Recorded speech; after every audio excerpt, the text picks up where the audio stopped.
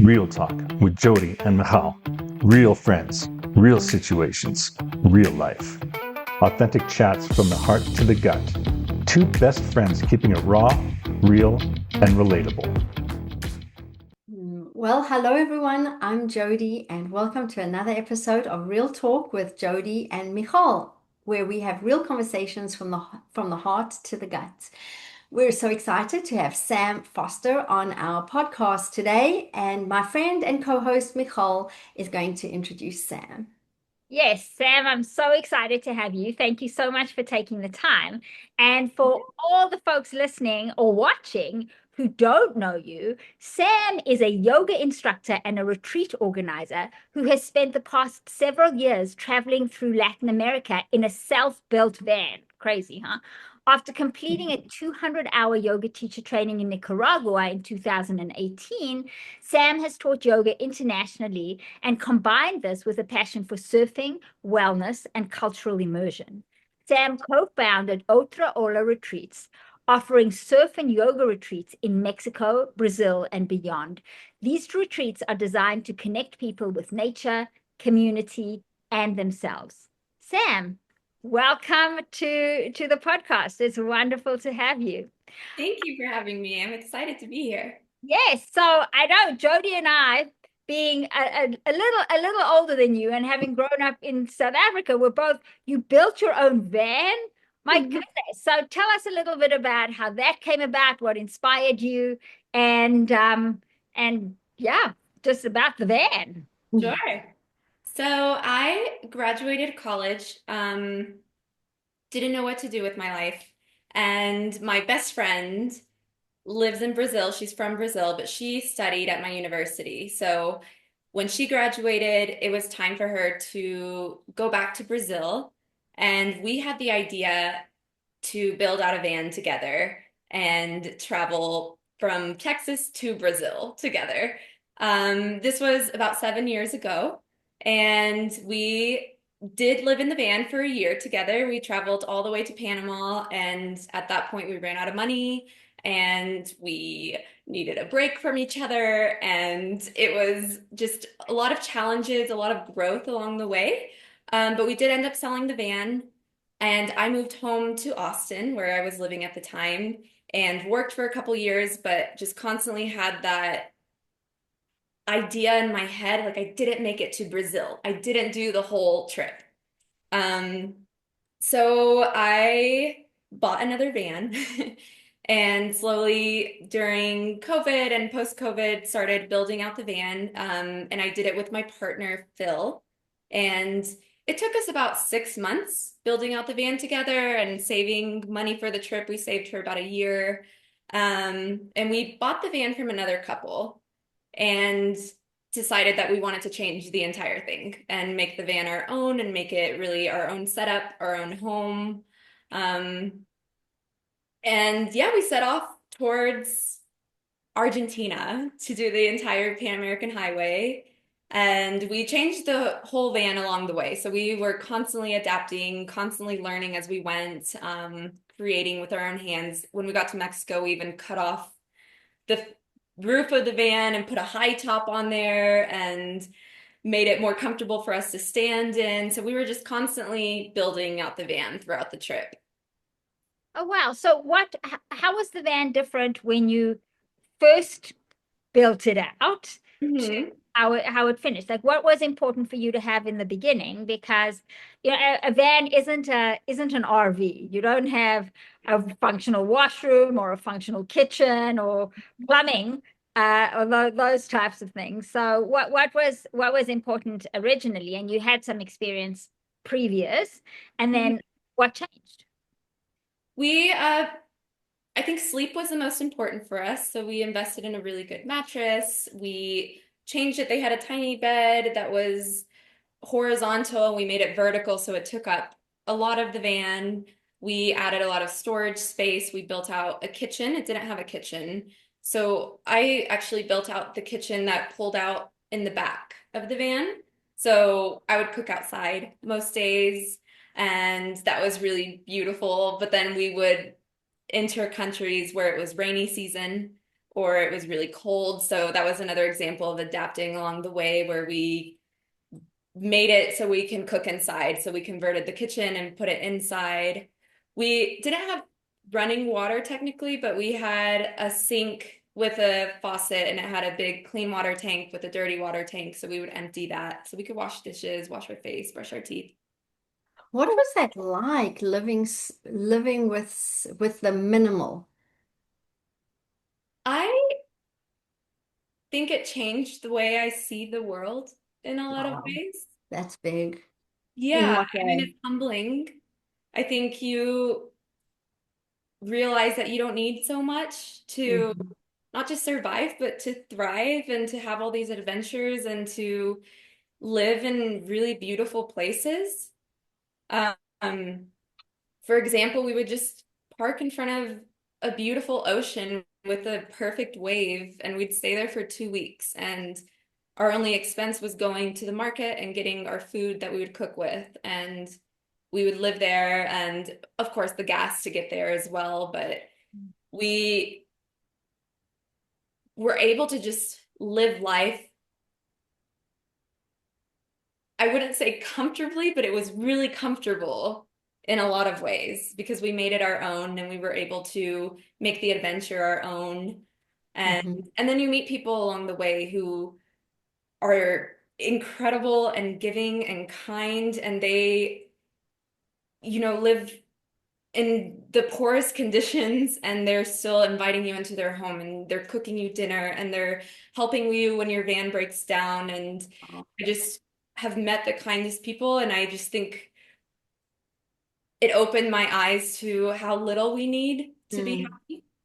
That is amazing. And talking about living in the present. Yeah. And also I think maybe as you're speaking, I'm thinking reflecting on the more we have, often, not always, but often the unhappier we become, or the less satisfied. I wouldn't say unhappy, I would say Mm. less satisfied we become. So Mhm. Totally. yeah. So what was it like then? Okay, I have to ask because I'm sure other people are wondering, how do you go to the toilet? And how do you shower? And how do you do all of those things? We had our handy dandy shovel, and Oh my gosh. mostly when we were camping in remote areas, we had that. We also had a porta potty, just a small one that you would fill with water. You can put some chemicals or make your own solution, and so it flushes. So we had a toilet in the van. We Uh-huh. just tried to not use it as often as possible, just Yeah. keep the van, smelling nice. But along the way, we stopped at a lot of campsites. So throughout the whole Pan American Highway, there's little places where you can stop and you pay a couple dollars, and they have showers, they have toilets, and you meet other people doing the same trip as you. Mm. Mhm. So at the beginning, I would say we did more camping, shovel digging outside. And then towards the end of the trip, we really were staying at these little campsites and seeking them out as a way to connect with other travelers. And it was just far more comfortable to have a warm shower, to have a toilet. So we Mm. were able to find it along the way. And the people that you met along the way, are you still in touch with some of them? Are they people that you've stayed in touch with? Yeah. Yeah. Um, Funnily, a lot of people from my first van trip came out on the second van trip to meet me. So from all over the world, I have a friend from Hong Kong who flew out and stayed with me and traveled in our van for a couple weeks, and a friend from Canada who came. He visited me twice, and we had our guest bedroom, which was just a tent, but we would, set it up outside anytime we had guests with us, and that was a really amazing part of the journey to share this experience with other people. But so many people were from my previous van trip, and now currently so many friends I've made that I know are all over the world that would welcome me into their van or into their home if I just hit them up. So I feel very blessed in that way that I was able to have these really, really deep connections, because there's something about traveling this way and meeting people who are doing the same thing where it doesn't matter what interests you have or the way you view things, you have this common goal or this common like lust for freedom. And I think that has made us really connected in that way. I'm so glad you explained that because I was having this vision of you like being on your own. I was picturing it being a very alone, not lonely, but a very alone uh, expedition. But it sounds very different than what I was imagining. Yeah. There were moments of solitude where we wouldn't meet people for a long time, and Mhm. you cherish those moments because Hmm. when you go into situations where there's a lot of people camping and you meet all these people and you have these connections. And so I felt like it was a good balance of both, where I'd meet people and have this, but I also had this solitude as well on the road. Yeah, nice, very nice balance.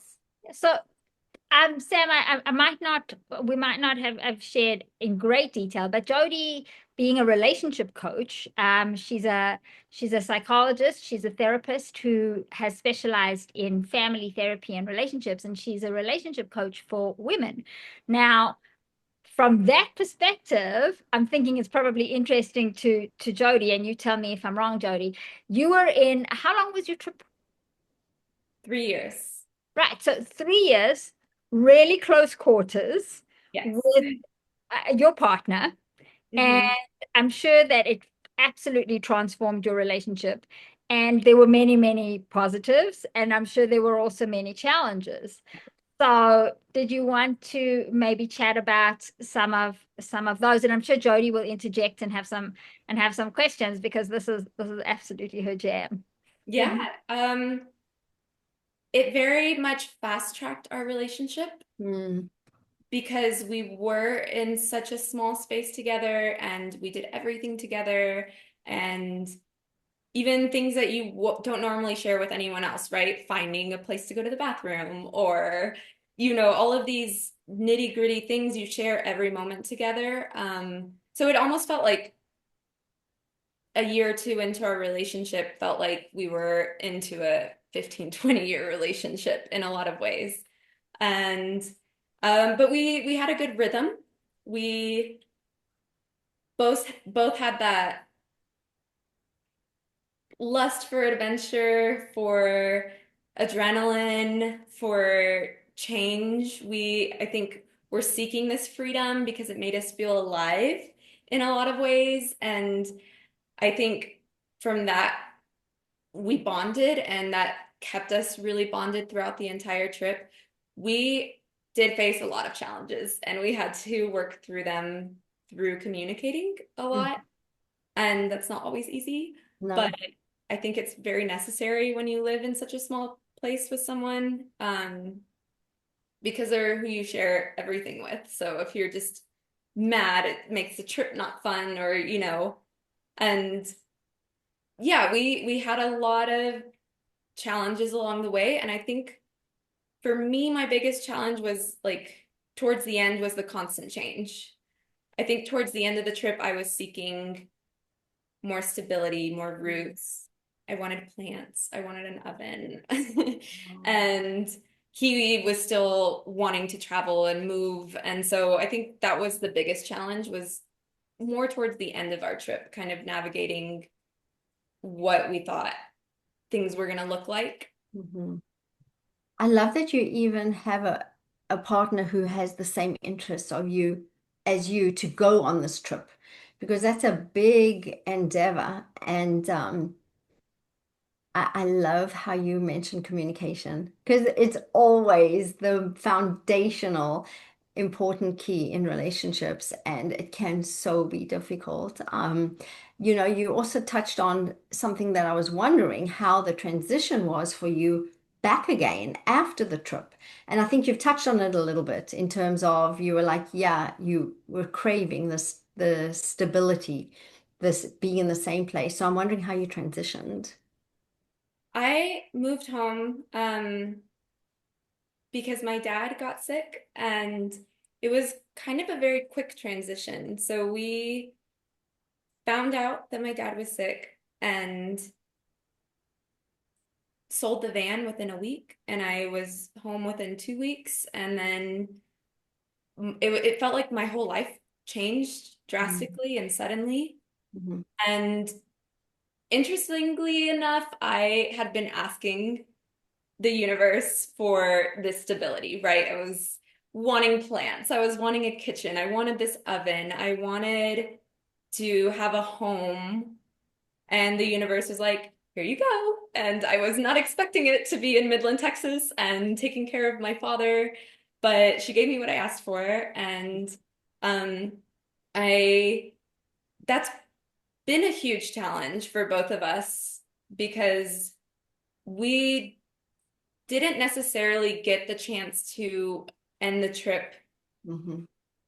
slowly and with a proper goodbye and a proper transition. It just happened really fast.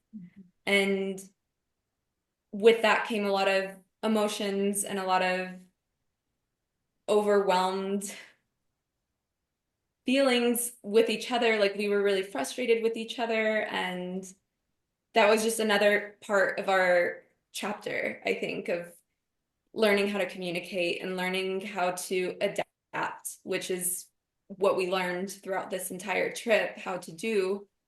But it was now facing kind of really big real life situations, and we did. I mean, we worked through it. Yeah, that was an Now abrupt I've been change. home about 3 months, so I'm like finally finding my footing again. Did you say you've been back for 3 months? Yes, or Yes. 4 months now. So it's actually recent that you're back from your trip. I wasn't sure how recent it was. With a very abrupt return back. Mhm. Yeah. Wow. So while you were away then, or was it before you were away that you established your retreat organization, your retreat company? It was during the trip. Oh, Um, okay. Hmm. so I mentioned that I had some friends come and visit, and after living that way for years, I wanted people to experience what I was experiencing because it felt less like a trip and more like my life and my lifestyle and the way I had chosen to live my life and what I worked hard for to maintain. And so, yeah, we had friends come and visit, and they also fell in love with the lifestyle, the slow mornings, surfing. We cooked all our own foods. I study a lot of Ayurveda, so we would eat really healthy meals together, and then, the connection with nature and culture. So they fell in love with that, and seeing my friends fall in love with it made me want to share it with other people. So along the trip, my first retreat was in Costa Rica, and it went really well, and it was just inviting people for that week of connection with each other, with themselves, with nature, with surfing, um, and just, yeah, teaching them how to kind of experience this slower lifestyle and slowing down and getting to know themselves and getting to know this sort of freedom and carrying that energy back home with them. So Otra Ola is Mhm. name. Did I say it right? Yeah. Oh, awesome. Is the name of your company. Talk about how that evolved. Yeah. I mean, surfing is so fun, but you're constantly seeking out more when you're out there. You're seeking out the next wave and the next adventure. And that's kind of where the name came from, like Otra Ola, like let's get another wave, let's go out for more. And I fell in love with surfing years ago, but I think the beauty of surfing is that it teaches presence and surrender. You're not in control of the ocean, you're not in control of the weather, or even, you know, you don't have anything to distract you when you're out there. You just have to be patient and let the waves come to you and learn how to read the ocean. And so I think that's something really humbling. And then with the yoga, it kind of brings you back into your body, helps you feel grounded and balanced. Um, so yeah, I think that's where the name came from. It's like looking for more, another wave, another experience to find yourself.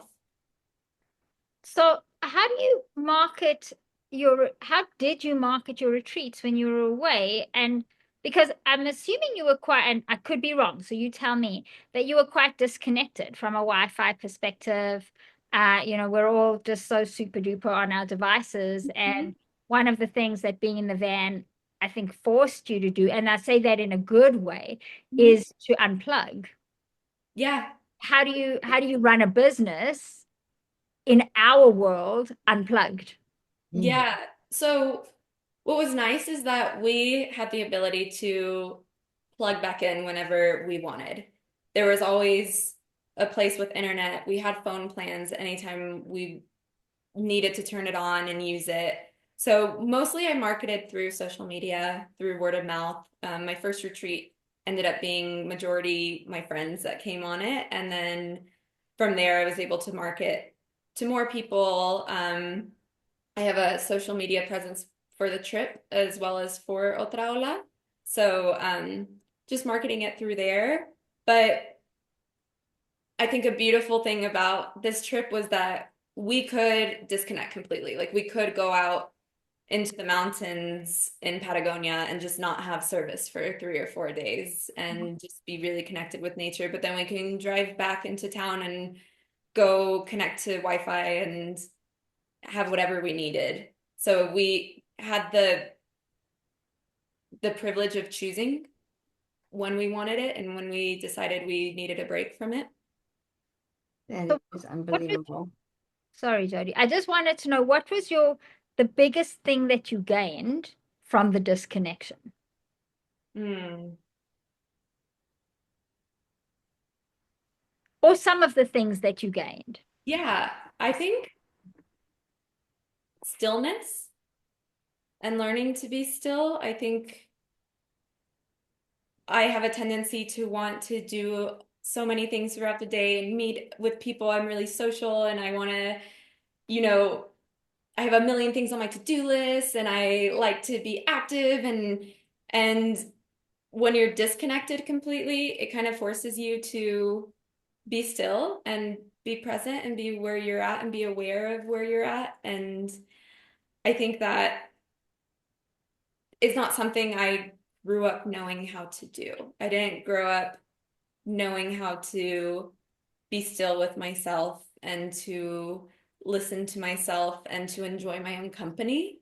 And I think that's something that disconnecting has taught me in a lot of ways that I'm actually all right and I like hanging out with myself and I don't need to be distracted all the time. And yeah, I think that's something that I'm going to carry for the rest of my life. I got to know myself in moments of stillness. How much of what you learned and the way of life have you brought back into now living back in Mid- not traveling? What did you say? Midlands. Midland. Yeah, I wasn't sure exactly where you live, Sam.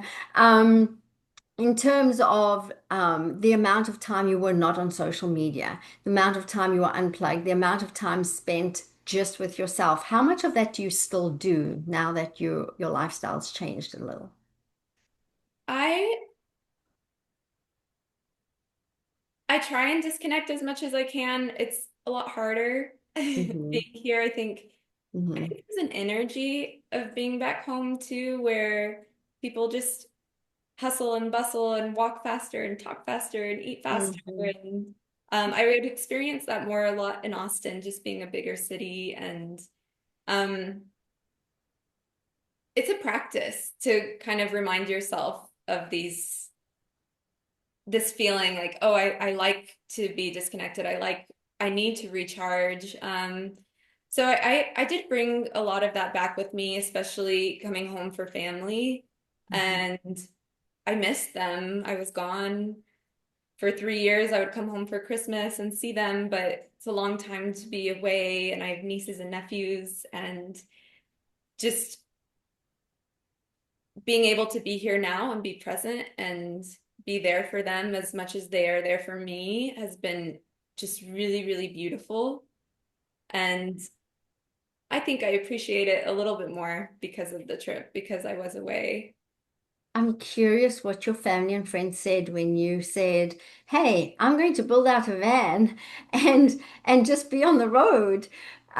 What did they say? I don't think any of my friends were surprised.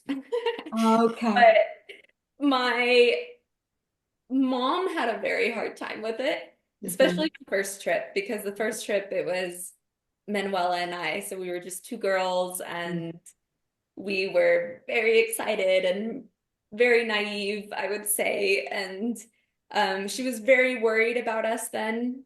Mhm. Then coming back and kind of seeing how much I transformed in that year, coming back and I worked really hard for a few years. I made my little life back in Austin, and then seeing that I wanted to go back on the road, I don't think anyone was surprised the second time. Yeah, okay. I So don't think people know that this is how you are. People hmm know you crave your freedom. What hmm countries did you go to? What areas did you go to? So in the US, we traveled all around the national parks in the West, all the way up to Yosemite, and then we drove down California into Baja. And then we took a ferry to Mexico, mainland Mexico, and we spent 7 or 8 months in Mexico. So Mm. Mexico was our favorite. Mm. Then we went all the way down through Central America. So Guatemala, El Salvador, Costa Rica, Nicaragua, Panama. And then we had to take another ferry through the Darien Gap because there's no road.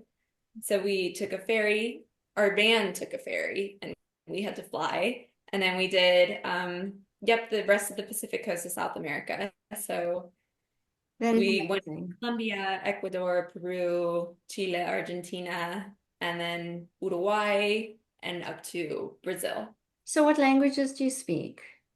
I speak Spanish and English, and I am a little conversational in Portuguese. Amazing, amazing. What did you love about Mexico that it was your favorite?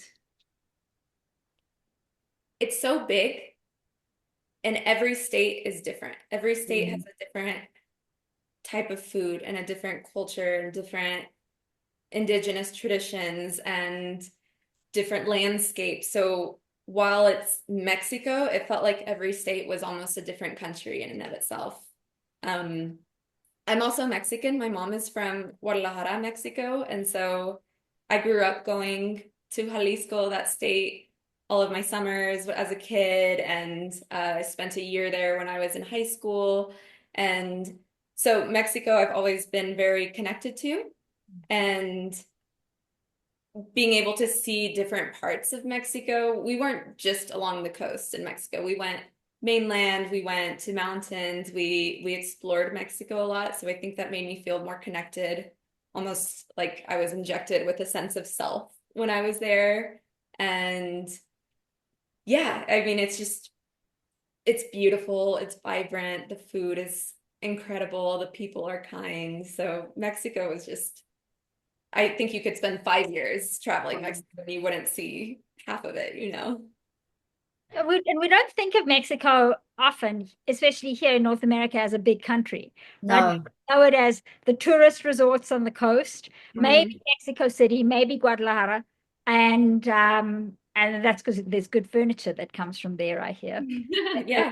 Is amazing. And that's kind of sort of it. Mhm. And you know, kind of, there's a lot of culture and a lot of history, and most of us have learned about, the ancient South and Central American cultures, but I don't think we know it. We don't really internalize it when we think of Mexico. Mhm. So it's amazing to hear somebody who's traveled it like you have and speak of it like that, which is amazing. So um I mean, and that living in Texas kind of helps because there's a little bit of osmosis from that perspective. Something funny about traveling to each country was everyone was afraid of their bordering country. So it's not just necessarily in the US. You know, when I first wanted to go on the trip, everyone was like, Mexico is so dangerous. going to experience this horrible thing and this horrible thing and this horrible thing. Like, how can you go? And so we went into the country scared. And of course, only had incredible experiences. And then we were nearing the Guatemalan border, and all the Mexicans were saying, Guatemala is so dangerous. You're going to experience this horrible thing and this horrible thing and this horrible thing. And we would go, and it was amazing. And then they would say the same thing about El Salvador. And so I think it's just almost a fear of the unknown in a lot of ways. Of course, there are horrible things that happen, but they happen here too. And um, I think we just went into it knowing that we were going to find the good there, and we sought it out, and we really only had good experiences the entire trip. We never experienced any danger, anything bad. Even though you didn't experience anything, any danger, and I see how you see the goodness and the kindness everywhere, still, I would, if I think about myself, I would still be scared to take a trip like that. So I'm wondering how you navigated moments, even if it was brief moments, even something with the van, any moment of fear, uncertainty, unknown, something you didn't expect was going to happen. How did you navigate that? So we did have moments of our van breaking down on the side of the highway, or being approached by a drunk man. And there were moments where in your gut that this isn't safe. And I think a lot of it is just being smart and not putting yourself in situations where that can happen. But when it does happen, is getting out of those situations, I think. For example, when we had flat tires, we would be stopped for 10 seconds, and then 2 or 3 people would come and help us change our tire. And I think we just had so many good experiences that we just learned to trust them, but we were never unprepared or going into a situation naive, like everything's going to be great. Like, we just didn't do anything necessarily dangerous. Like, we decided to stay in the safe campsites, and we went to places that people had recommended and that we'd heard about. And also, I think in those moments of stillness, you learn to trust your intuition too, and to hear your intuition. Sometimes when you're so busy and life is loud, you quiet that intuition. And so that was something personally I felt like I trained myself to listen to. So in just moments where you're like, bad feeling, that gut feeling is telling me something, just listening to it, I think, was really So important. helpful. So helpful. I'm wondering if anyone is listening to this and wondering, how do I even get started on such a trip? What kind of starting points would you give, or what kind of things did you have to do in order to plan, to save, to know how to go about it, ideas? How would one even begin thinking through and planning? So I think if anyone is interested in this lifestyle, something I'd like to say is that it's a lot more attainable than you might realize. I think people think it's so far-fetched, and how could I ever do that? And how can I ever have enough money to do that? And the thing is, we just made it work along the way. So you have to be a little scrappy, and you have to be creative in a lot of ways in terms of like making money and finding work along the way. That's how we were able to travel for 3 years, because originally we were going to go for a year and a half. And yeah, so just to begin, like, we were saving money for about a year. We had a joint account. We each had X amount we wanted to put in each year or each month. And then building out the van, there's a YouTube video for absolutely everything. Like, we learned how to wire all of our solar panels, and we learned plumbing, and we learned insulation tactics. And we learned all of these things. There was learning curves, of course, but you find a lot of empowerment in doing things yourself. And we have the internet as our teacher. There's everything out there at your disposal. So building out a van, I think anyone can do it if you have enough patience and with yourself and a little bit of extra time to do that. And then once you're on the road, I'm a little more type B in the sense that I wasn't planning so much. I was like, oh, let's go here, and when we're tired of it, we go there, and kind of figuring out where we wanted to go in the spur of the moment.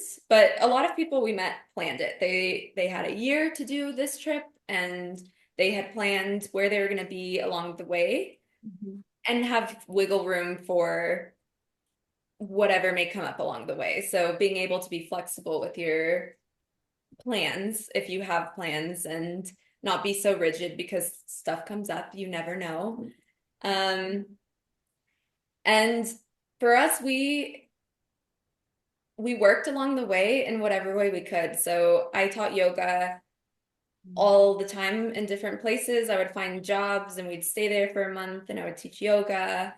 I also sold bikinis out of the van. We had a little pop-up oven, so we would make pizzas and we'd sell them on surf beaches. So we would just find ways to make gas money and continue our trip. And then when we'd come home to visit our family, we'd like work really hard and grind while we were here, and then go back with that money.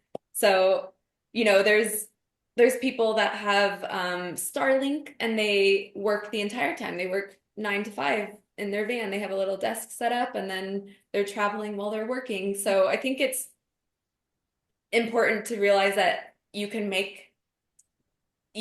tailor it to your lifestyle. You can make it what you want it to be. You can travel, you can stay in one place for 2 months and then drive 20 hours to the next place, or you can move every day. Like, you just kind of adapt to your wants and your needs along the way. And then I feel like opportunities just come up, and you're surprised by all these things that happen when you're just open to experiencing them. Yeah. Wow. Creativity, I notice, huge, and possibly your attitude, just Yeah. being open to everything.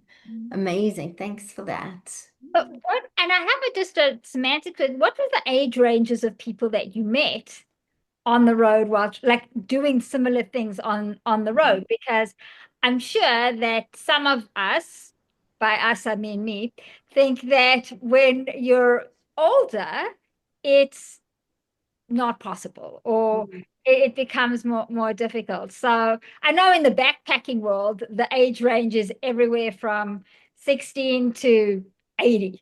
And is it similar in the van world? Yeah. There's people that do it alone, people that do it with their dogs. I've met a lot of families on the road. So a couple with 2 kids will be traveling the whole Pan American Highway together. I met in Panama an 85-year-old man who was traveling by himself, and he would fly in from Canada, travel for 6 months, and then go home for 6 months. So he had done that for 4 or 5 years at that point. So he was 6 months out of the year going and traveling in his van. So I don't think there's an age limit or an age group or anything that necessarily has to tie you down if you can make it work. What And amazing experiences. I think Jodi pointed it out most about you. It's a mindset more than it is anything else. Right? Definitely. So taking it back to your retreats, so you're still doing those, of course. That's something that I know that you love doing. What is it that you are hoping people experience if they attend one of your retreats? Or what are you hoping that they leave with? I think I was talking about being connected to the ocean through surfing. Especially a lot of people come from Texas, from the US, and from places where there isn't an ocean. So learning how to surf is challenging yourself to learning something really new and possibly really scary and outside of your comfort zone. And it teaches you, presence and that humility. And then yoga, as brings you this balance of your mind and your body and connects you to yourself. And then nature, I think, reminds you and each of us that we're a part of something bigger. We are not living in this world, we're a part of it. And I think that is a big thing that we experience on these retreats. We also have ceremonies. So we'll team up with some, in Mexico, for example, we have some indigenous that work there and they do temazcal ceremony. So we see really, really beautiful ceremonies that open your heart, and a lot of it's just releasing old patterns, bringing in deeper clarity, and yeah, weaving all of that together. People come and they leave a lot lighter and inspired and maybe getting to know themselves or tuning into their purpose a little bit more. And it's really beautiful to see these transformations happen and seeing them leave almost like a different person than when they arrived. And that is so fulfilling for me. And I think I just have been really, really in love with creating them and curating them for people and being able to watch that transformation happen. So when's the next one? The next one is in a month, November 2nd through the 9th, and that's in Mexico, in Sayulita. And Nice. then we have one in March in Brazil. Right. Awesome. So you get to travel some more. Um, But you'll be flying down for those, I would think. yeah, No, no more van for me for now. If people want more information about either one of those retreats or more information about you or wanted to reach out to you, how do they find you? So I'm on social media. I'm on Instagram. Otra Ola Retreats is the name of our Instagram handle. Feel free to DM us there. You can reach out. I have my personal Instagram connected to that as well if you felt more comfortable speaking to me directly, but it's all me. I run that other one as well. And then our website is otraolaretreats.com. So there you can see a lot more information about what we offer, what retreats are available, as well as a place to sign up if that's what you're interested in. Amazing. And I'll have all of the links in the show notes below so people don't have to rush and write that down or hit the back button. The links will be in there. So people I think similar to van life, these retreats are open to everybody of all ages and of all different lifestyles. And we've had young people come on the retreat. We've had people in their late 60s come on the retreat and they've had a dream of surfing their whole life and they did. They learned how to surf. So I think it's really just if it's feels like it's calling you, I would love to talk more about it with you and yeah, have you join on one if you're interested. Sounds amazing. So you don't need to know how to surf to No, come on one of your retreats. you don't even have to know how to do yoga or meditate. All of it is very beginner friendly. Amazing. nice. And I mean your passion is palpable. It's literally palpable. Now, was there before we sign off for the day, was there anything else that you wanted to share with us or with our viewers or listeners, maybe about van life or about your retreats or about yoga or surfing or anything we've discussed or haven't discussed? I think just remembering that building the life that you want is always attainable, even if it's hard and you have to get your hands dirty to get there, you can do it. Oh, Sam, you're so inspirational. It's been amazing hearing your story. Thank you. Thank you so much for sharing and for agreeing to come on. I know it took us a bit to get you here, so I'm really glad that we made it happen. It went by so fast. Right. Well, it's it happens when we've got lots of good things to talk about. So I just want to remind everybody to like the video, to subscribe to the channel, to share this with a friend, to share Sam's links with a friend or anybody who you think might be interested in exploring some of their dreams or some of their passions or doing something new. It helps us spread the word. Also, comments are always welcome. And if you want to hear more about certain topics or less about certain topics, let us know in the comments below. And Sam, I look forward to seeing you really soon. Sam and I go to the same yoga studio in Midland, Texas, which is awesome.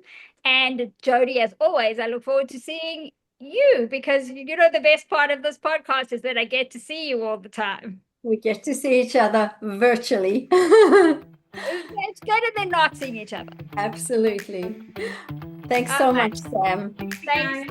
Thanks everyone.